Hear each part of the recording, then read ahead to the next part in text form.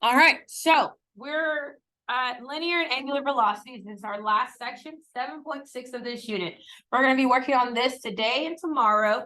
And I will not see you guys on Wednesday because Wednesday you go to only your odd classes. I will see you on Thursday. On Thursday, we'll be doing a Socratic review for our Unit 7 test on Friday. Yes. What's the point of that? I just work in this room. I like it. Okay. All right. So. All right. What is velocity? Okay. Your velocity, in this case, we have angular velocity and we have linear velocity. Okay. Your angular velocity is saying how fast are you moving in a circular motion. So whether it spins, rotates, revolves, just how fast are you moving in a circular path? Does that make sense? Okay. When you're talking about angular velocity, notice that your units are going to be like revolutions per minute, degrees per second, radians per hour. It's going to be terms that express the fact that you're going in a circular motion. Got it? All right. Next, linear velocity. Linear velocity you've already been working with. Linear velocity is how fast an object moves through space. So when we're talking about linear velocity, we're talking about miles per hour, your feet per second. It's your distance per time unit. Okay. Just how many feet per second, centimeters per second, however, per time unit have you gone? All right. So do we see the difference between the two? Yeah. So if I said, this thing is moving at 1,000 RPMs, is that angular or linear speed I'm describing? It is angular because RPM stands for revolutions per minute. Okay. If I said I walk 12 feet per second, that's clearly linear because that's my speed that I'm moving at. Does that make sense? Okay. So you got to be able to distinguish between the two, especially in problems. For angular and linear velocity, for velocity in general, it is word problem based. Okay. It is not here are these numbers and you just keep calculating. No, here's a real world example of where this comes into play and how you should calculate it. Okay. All right. So you have the word problems that we're going to be solving, and we're going to go from there.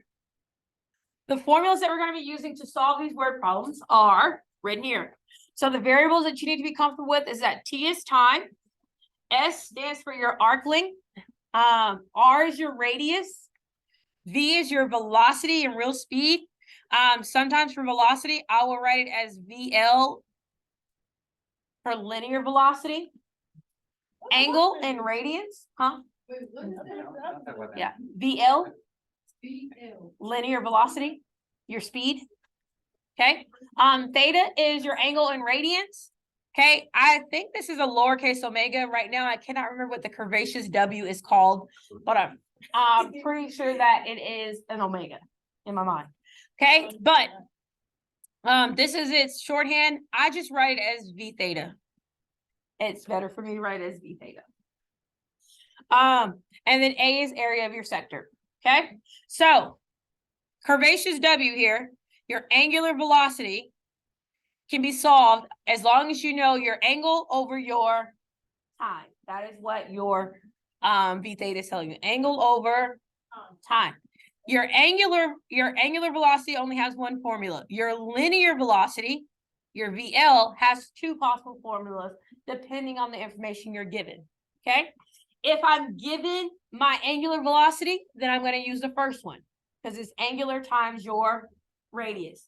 If I'm given my feet or my seconds, I'm going to use my other formula.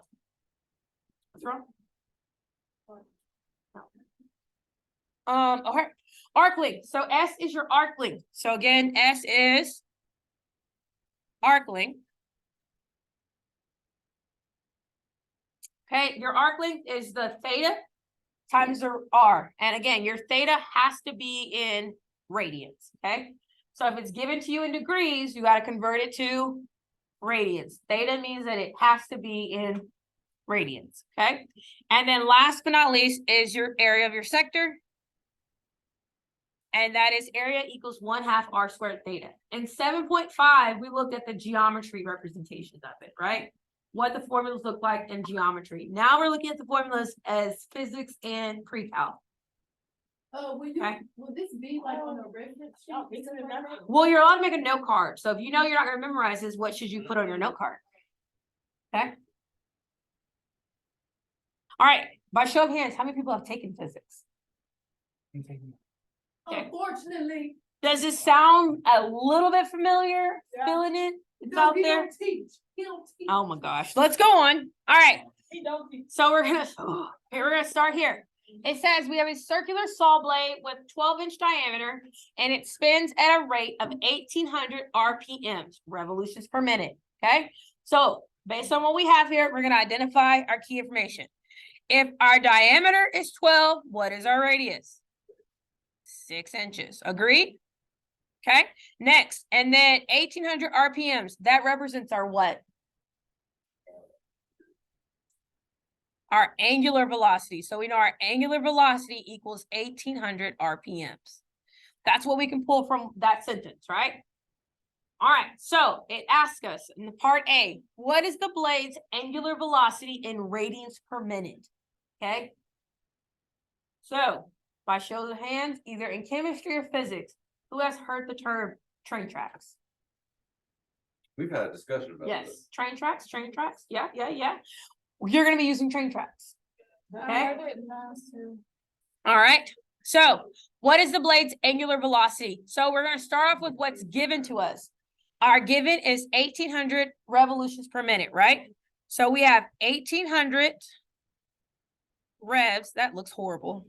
I can't even play it off. I don't even know. I tried to play it off like, oh, that's fine.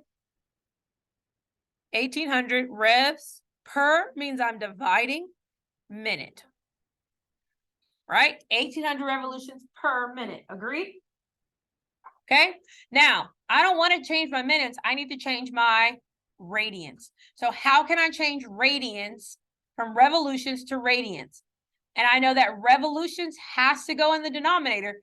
Otherwise, will those units cancel each other out? No. So how can what's the relation between a revolution of a circle and radius?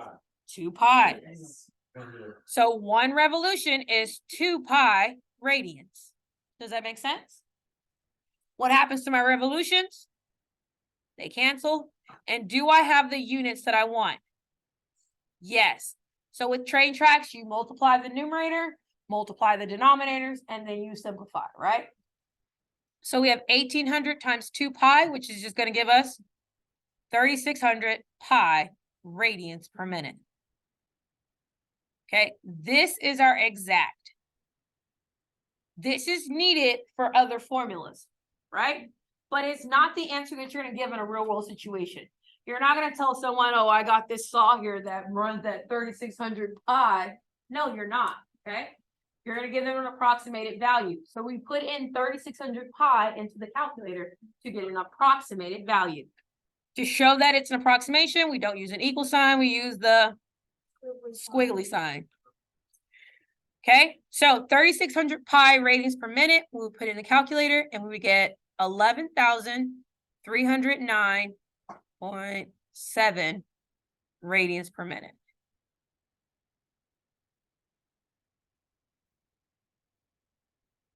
Okay, how do you feel so far? Terrible, okay?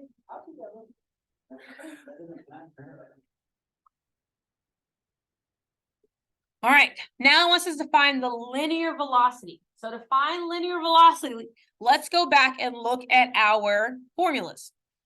So these are our 2 options to find linear velocity, right? We have velocity equals our angular times our radius or our arc length divided by our time. Which information do we have? The first one, we know our angular, right? So for us, the formula that we're going to use is VL equals angular velocity times our radius.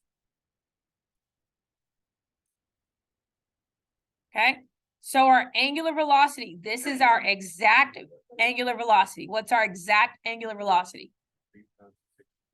Exactly, 3,600 pi. What is our radius of this blade? 6 inches. So 3,600 pi times 6 gives me what?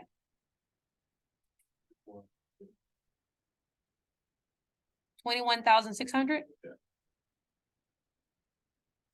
Pi, and this is now inches per minute, because my radius is in inches and the time for my revolutions is in minutes. So that's my exact. What is the approximation of this?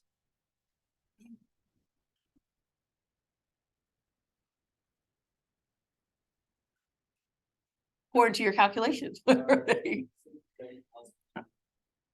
67,858.14. There we go. Inches per minute.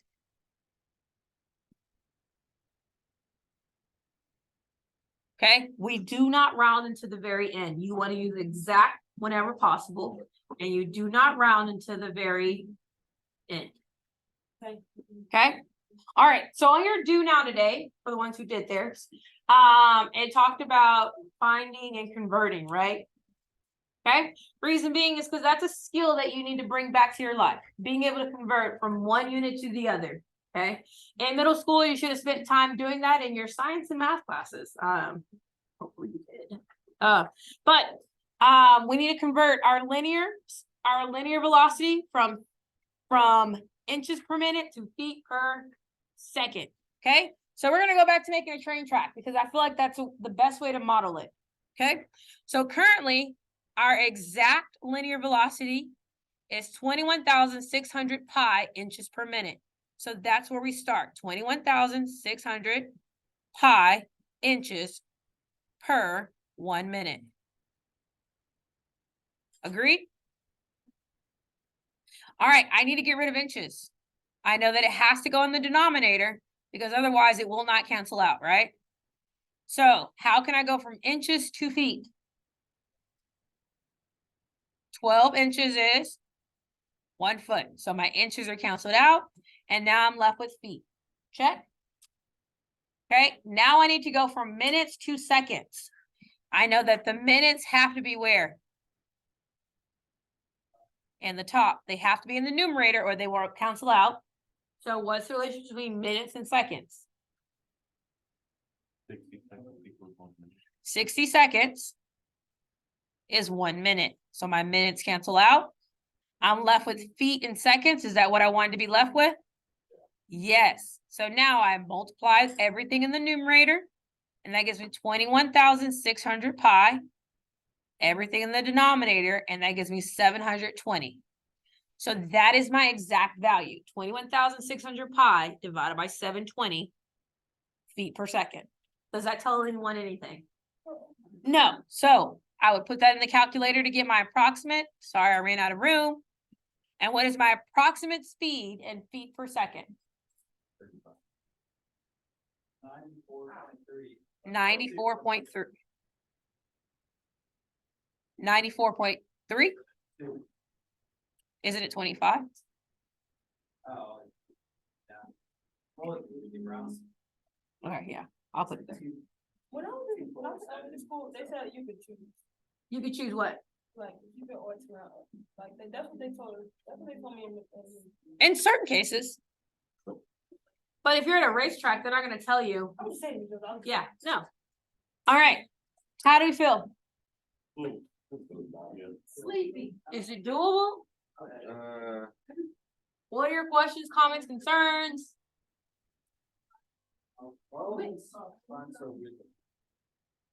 What are the signs? Just because I guess it's more. I do not. No, I read all y'all's comments about providing y'all with food substance. Daniel. So I feel like y'all took advantage of the food I provided and ate it without remorse, like without any. So, huh? Had food for like the first 3.5 months of school. I did. Thanks for filling me in. Really, Daniel? See, A two? I was nice, I snooped different stuff. All right, here we go. Example 2. Example 2, do you think it's gonna go any different? No, Probably not. It's not gonna go any different, right, Sunshine? Okay, however, I did incorporate fractions because a lot of times we forget how to deal with fractions. Oh, And we still want to do the exact value. So we're gonna go through dealing with the fraction, okay? All right, so starting off here, we have a vinyl record. Vinyl record measure 11 3/4 inches in diameter and spin at a rate of 33 1/3 revolutions per minute. Things we want to do is to go from mixed to improper and find our radius. Okay? We want to go from mixed to improper and find our radius. No, because we want to stay as exact as possible. And 1/3 is not a pretty decimal. Okay, so we're gonna go from mixed to improper. How do you go from mixed to improper? Anyone remembers? Multiply the denominator and the whole number and add the. There we go. My teacher called it around the world. I don't know what y'all's teachers called it, but my teacher, I've heard people say popcorn. I've never heard that. I've heard popcorn. But my teacher called it around the world. Yeah. Oh, yeah. Yes. So we called it around the world. Your first trip is multiplication. 4 times 11 is. Then your second trip is add 44 plus 47, and then you come on home. So it becomes 47 over 4. At least that's what my teacher did. Okay, that was you sat here and told me what to do, and then you want to say it's too much. Oh no, the multiplying and the adding, the horror of it. Yes. Okay. Now we're gonna do our angular. So we have 47/4 inches, and then we're gonna do our angular velocity. All right, 33 1/3. What happens? And it's 100 over 3. 100 over 3 RPMs. Okay. 3 times 33 is 99. 99 plus 1 is 100. Okay. Exactly. When did we learn this? Elementary school. You don't say. Okay. Next. Yeah, it wasn't stressful. I didn't have to go to the ER because of school. Anyways, radius. So your radius is half of your diameter. If I'm trying to half a fraction, your radius is half of your diameter. Did I say that wrong? So like dominant. I don't know. That much. But your radius is half of your diameter. And so if I'm halving something, that means I'm multiplying by 1/2. Agreed? Yes. So what is 47/4 times 1/2?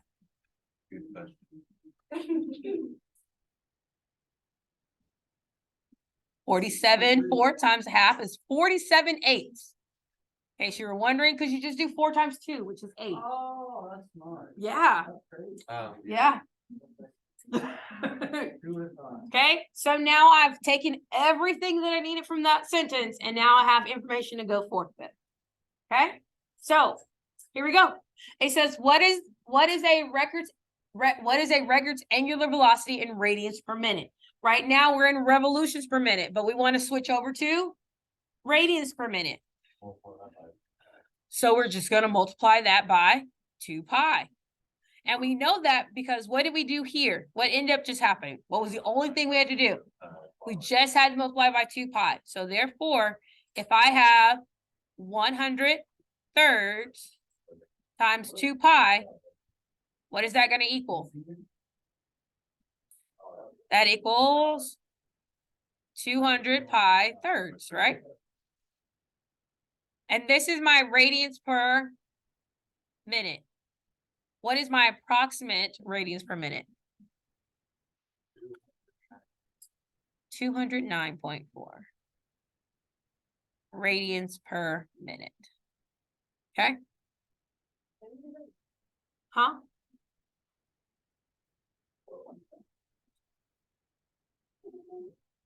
All right. Next, it says how fast in inches per minute would a record move under a needle placed on the record's edge? So this time, we're looking for our what? Inches, which means that we're looking for our linear velocity. And linear velocity equals angular velocity times your radius.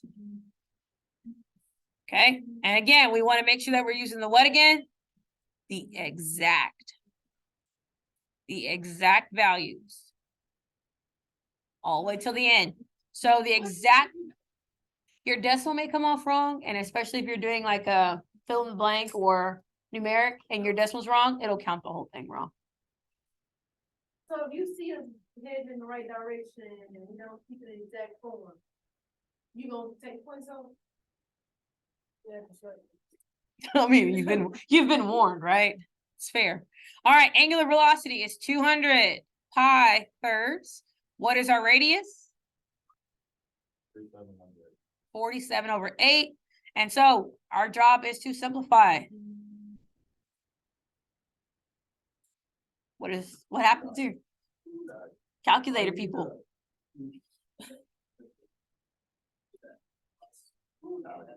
No, you just multiply straight across. That's 25. Huh? 200 divided by 8, Yes. 75. So you can simplify that. But I don't know. What are you talking about? 200 divided by 8. Yeah, So 8 goes into 20. How many times? 2. 2 with a remainder of 4, which is 40. And that goes into 8 goes into 40. How many times? 25. So he's saying you can go ahead and get rid of your 8 and turn your 200 into a 25. That was a waste of time. That's what you just said. I know, I just wasted time. Oh, I was like, that's what Sam said. He said, what? You just have to multiply, guys, in the calculator. Multiply. What is 25 times 47 at this point now? A number. Thank you. Thank you, Andrew, for pointing that out. 1,100. Yes, you go straight across. Well, 8's gone. Yes, you would have just multiplied. What did you say, Andrew? 1,175. 1,175 over 3. So this is my exact value. To find the approximate, I would put in 1,175 pi divided by 3. Okay. And then keep going. All right. The reason I said what is what Sam was doing confused me. I see what he was. He was doing trying- now, But Mm. that